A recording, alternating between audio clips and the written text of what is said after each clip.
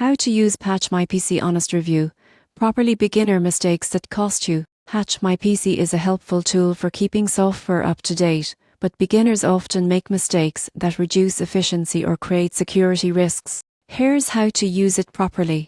The first mistake is not understanding its purpose. Most people get this wrong by thinking it's a complete antivirus solution. Patch My PC only updates software, combine it with security tools for full protection. Second mistake, ignoring update settings. You won't believe how many users skip automatic updates. Configure Patch My PC to install updates silently or schedule scans regularly to ensure all programs stay current. Third mistake, skipping software selection. The surprising truth is Patch My PC lists multiple programs. If you leave defaults unchecked, essential apps may remain outdated. Review the list and select the apps you actually use. Fourth mistake, not testing updates before mass deployment in a business environment. Beginners sometimes update all devices at once, causing compatibility issues. Test updates on a single device first. Finally, failing to monitor logs and notifications is common. Check the app's update history and alerts to confirm installations and identify any failed updates.